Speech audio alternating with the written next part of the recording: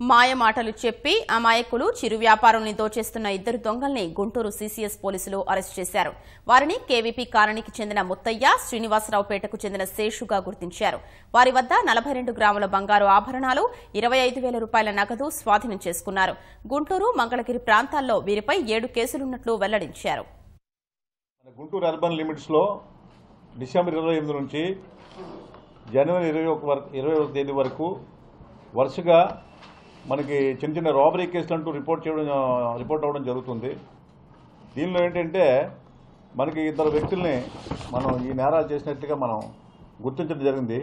వీళ్ళు ఎక్కువగా ఏంటంటే ఫ్రూట్ వెండర్స్ని, అలాగే రియల్ ఎస్టేట్ వ్యాపారులు అంటాం. అది ఎవరైనా ఎవరైనా ఎక్కడికి వెళ్ళాలంటే బస్ స్టాండ్లోనే కాచి వాళ్ళని ఫ్రూట్స్ మేము కొంటాము, ఏదో అయ్యప్ప స్వామి భజన ఉంది, అయితే మా దగ్గర తగిన డబ్బులు లేవు, మీరు మాతో వచ్చినట్లయితే మీకు డబ్బులు ఇచ్చేస్తామని బండి మీద ఎక్కించుకోవడం, అలాగే ఊరు బయటకు తీసుకెళ్ళడం, వాళ్ళని భయపెట్టి వాళ్ళ దగ్గర ఉన్న బంగారు వస్తువులు ఏనండి, క్యాష్ ఏంటని నగదైతే దోచుకొని వాళ్ళని అక్కడ వదిలేసి వీళ్ళు నేరాలు చేయడం జరిగింది.